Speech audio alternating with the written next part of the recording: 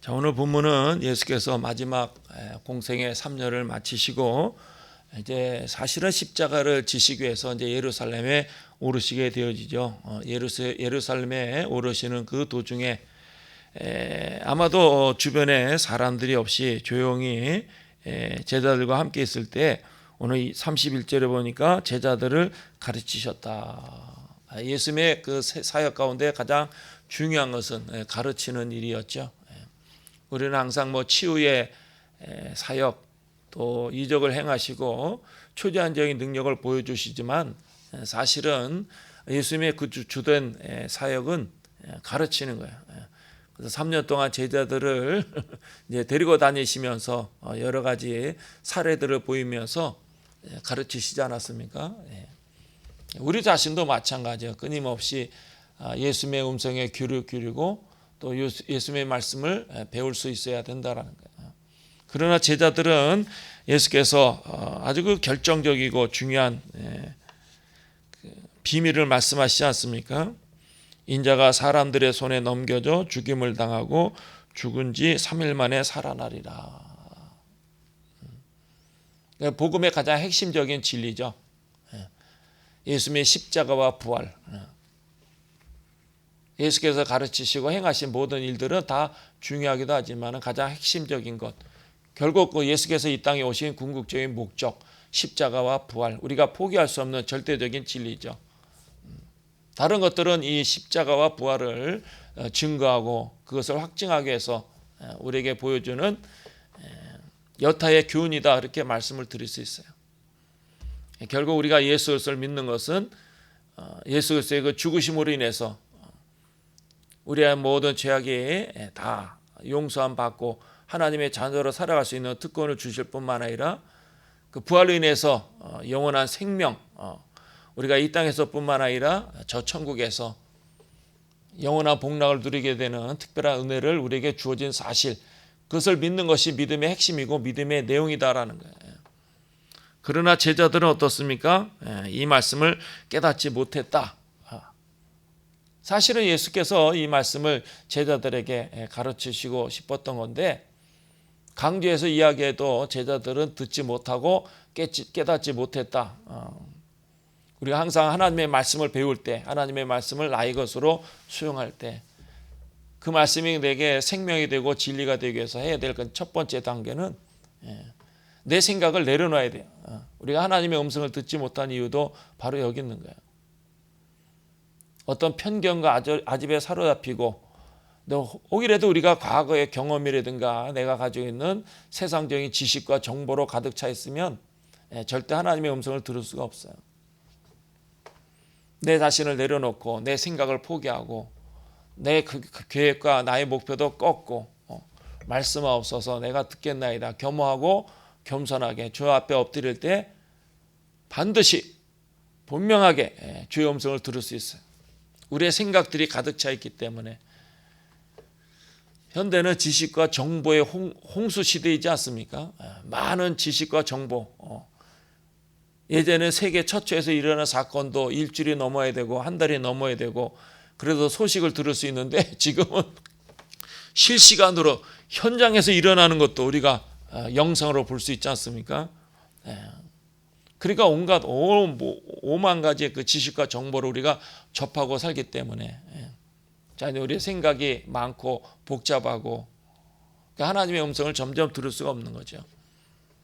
우리가 하나님의 은혜 가운데 하나님의 능력을 쫓아서 하나님의 자녀답게 하나님의 영광에 살아간다면 하나님의 음성에 귀를 기울일 수 있어야 되고 그 음성에 귀를 기울이기 위해서는 항상 내 생각을 내려놓아야 돼요. 내 마음을 비워야 돼요.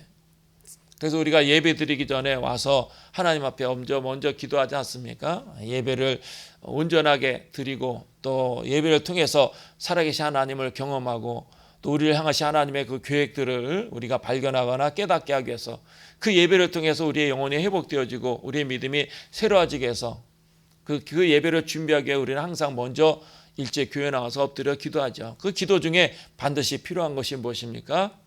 회개의 기도. 지난 일주일 동안 우리가 세상 가운데 살았을 때 혹이라도 하나님의 영광을 가려게 한 것은 없는지 주님의 뜻에 어긋난 것은 없는지, 아직도 내가 내려놔야 되고 포기해야 될 것은 없는지 진지하게 내 자신을 돌아보면서 혹이라도 잘못된 것이 있으면 용서해달라. 내가 알지 못하고 깨닫지 못한 죄가 있다 하더라도 용서해달라. 우리가 항상 하나님 앞에 회개의 기도, 내 마음을 닦아내고 내 마음을 씻어내고 내 생각을 비우고 이제 말씀하옵소서, 은혜를 베풀어 주시옵소서. 우리가 그 예배를 통해서 하나님의 크신 은혜와 능력을 경험하기 위해서 항상 예배 전에 일찍 나와서 엎드려 기도하는 이유가 여기 있는 거죠. 그 먼저 그 내가 작업이 내 안에서 이루어져야 돼. 그냥 급하게 예배를 드린다고 해서 그 예배가 살아있는 예배, 주님을 만나는 그 뜨거운 열정적인 예배가 될 수가 없어요. 항상.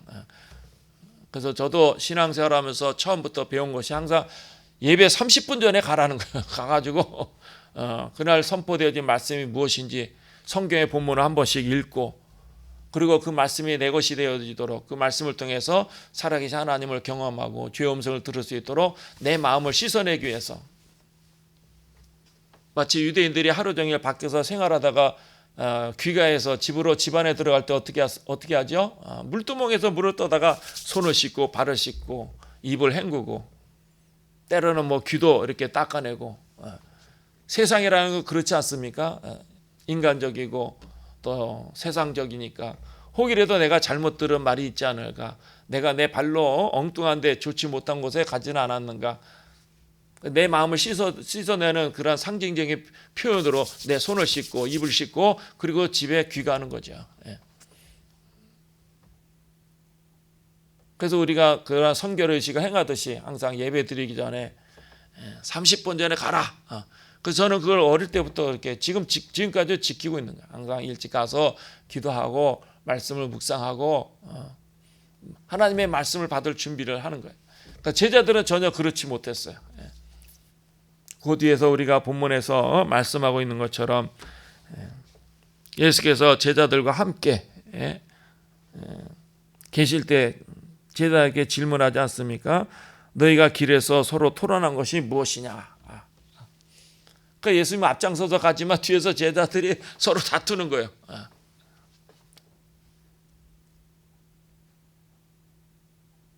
누가 서열이 높은가? 그렇게 서로 쟁론을 하는 거죠. 왜 그랬을까요? 예수님이 이제 예루살렘에 올라가시면 틀림없이 로마를 다 무너뜨리고 무찌르고, 그래서 다윗 왕국과 같은 그 강력한 국가를 건설해서 예수께서 틀림없이 새로운 왕이 되실 것이다. 사실은 분위기가 그렇잖아요. 우리가 아는 대로 오병이어의 기적으로 인해서 모든 이스라엘 백성들이 그들의 관심과 그들의 생각이 예수 그리스도께 집중되어져 있어요. 우리가 기다리던 메시아, 다윗과 같은 강력한 힘을 가진 군주가 될 것이다. 그런 기대감을 가지고, 그래서 마지막 예루살렘에 오르셨을 때 유대인들이 그렇게 뜨겁게 환영하는 거예요.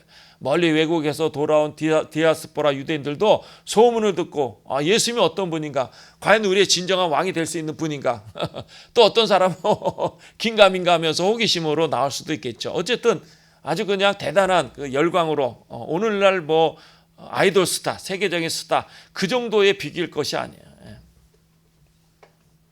그대로 오랫동안 서러운 세월을 보내고 이민적으로도 핍박을 받고 사회적으로 정치적으로 경제적으로 큰 고통 가운데 있었기 때문에 그 고통으로 해방시켜줄 메시아를 기다리고 있지 않았습니까? 그 메시아의 그 열망, 그 기대가 아주 완전히 무르익은 그런 상태에 예수께서 예루살렘에 오르셨을 때 얼마나 많은 사람들이 열광하면서 호산나 호산나 불렀겠습니까? 한번 여러분 상상해 보시기 바랍니다. 제가 상상해도 볼통의 열기가 아니에요.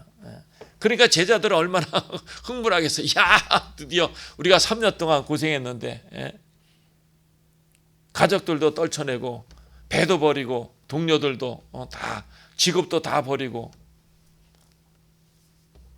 바리새인들 서기관들로부터 멸시당하고 공격을 당하고 제대로 잠도 못 자고 잘 먹지도 못하고 드디어 내가 성공해서 금이 환영하나 보다.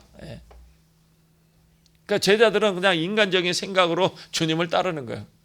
주님이 가르치시지만은 그러나 그것이 마음에 들어오지 않는 거예요. 이제 우리는 그동안 고생했다. 고진감래, 고생 끝에 낙이 온다. 3년 동안 얼마나 우리가 멸시당하고 고생하지 않았냐. 이제는 그 고생도 다 끝이고 예수님이 왕이 되면 한 자리 얻을 것이니까 누가 좋은 자리 얻을 것인가, 누가 경제적인 이득을 많이 볼 수 있는 중요한 자리를 누가 차지할 것인가. 그러려면 서열을 정리해야 돼요. 누가 우선순위인가, 누가 1순위, 누가 2순위, 누가 3순위인가 서열을 정리해야 되기 때문에 서로 다투는 거예요. 그 예수님 보실 때 얼마나 한편으로는 한심하기도 하고 한편으로는 안타깝기도 하고, 내가 3년 동안 저것들을 가르쳤는데 전혀 깨닫지 못한. 그러니까 제자들은 예수께서 사람들의 손에 넘겨져 죽임을 당하고 죽은 지 3일 만에 살아나리라, 그렇게 강조해서 구체적으로 말씀하셔도 제자들은 깨닫지 못하고 묻기도 두려워하더라.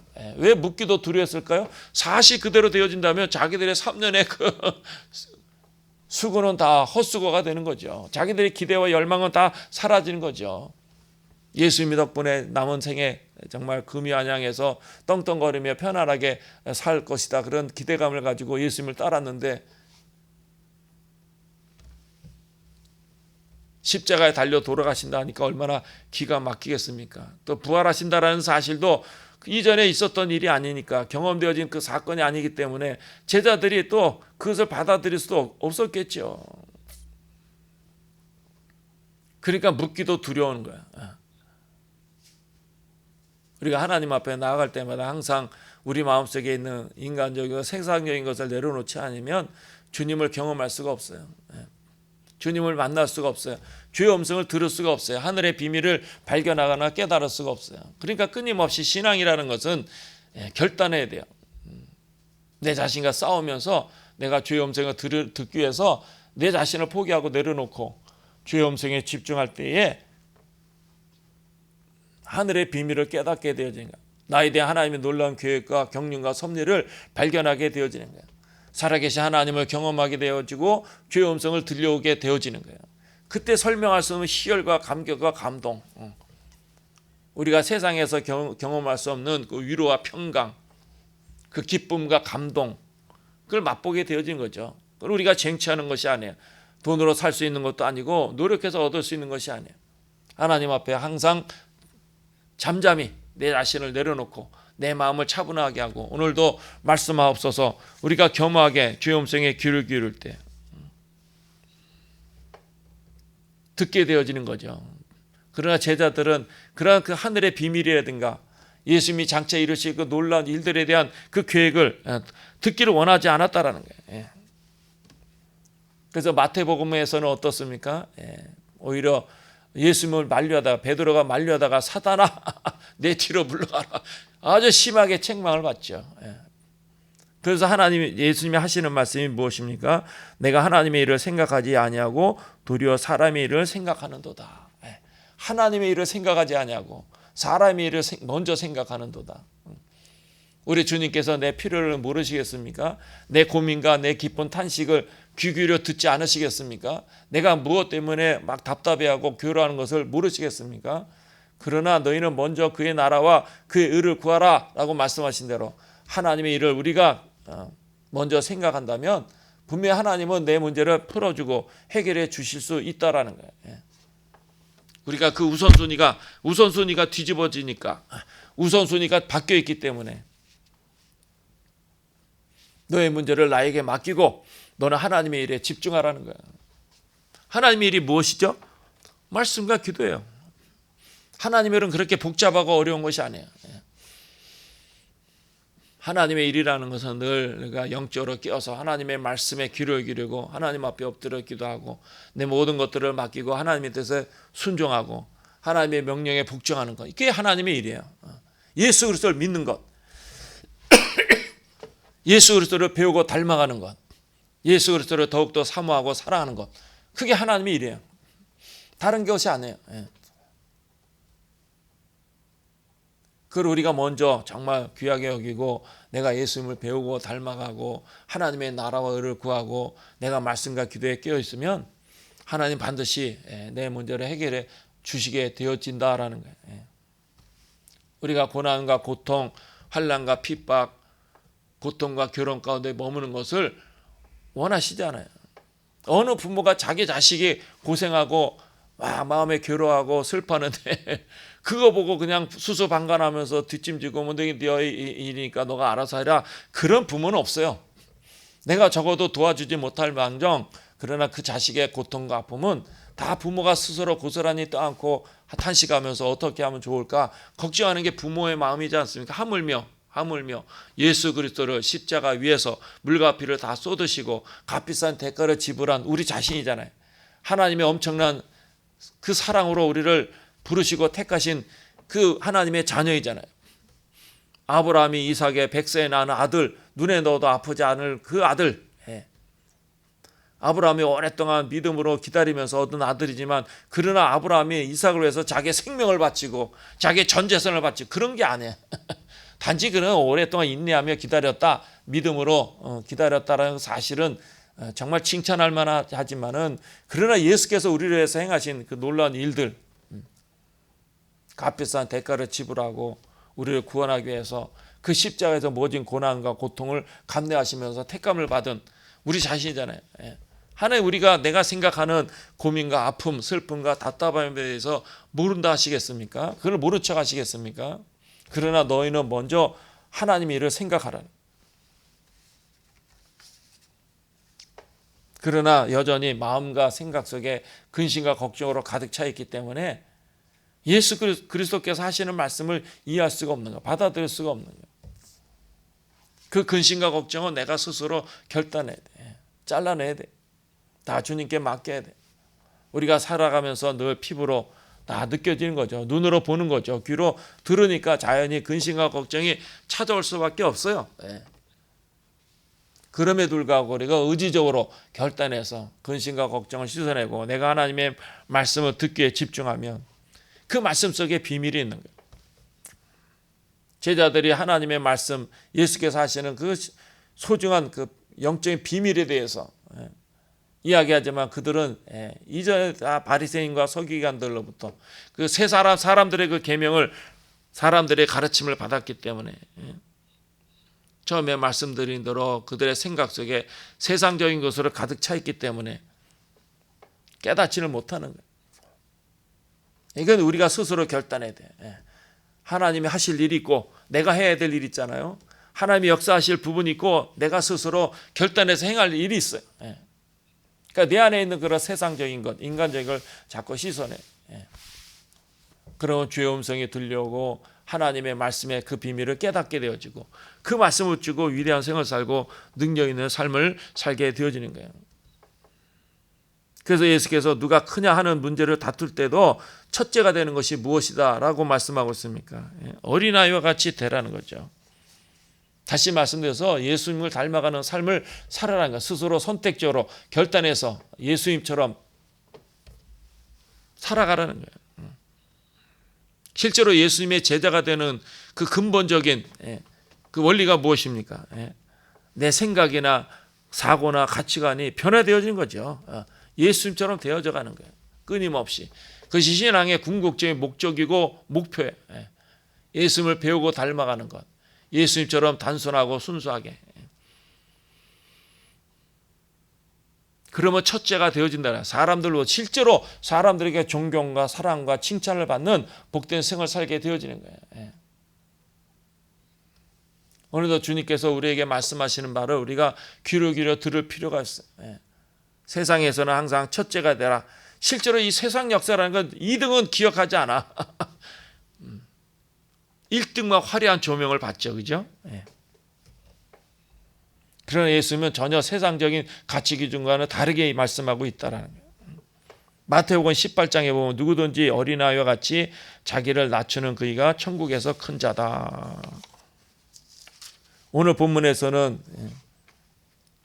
어린아이 하나를 영접하면 곧 나를 영접한다 이렇게 말씀하신 것처럼 우리가 신앙생활이라는 것, 하나님의 자녀로 살아간다는 것, 예수 그리스도의 제자로 살아가는 것은 어린아이 같이 단순하게 순수하게 되어진다라는 사실을 기억하고 오늘도 이러한 믿음으로 승리하시는 복된 하루가 되기를 주님의 이름으로 축원합니다.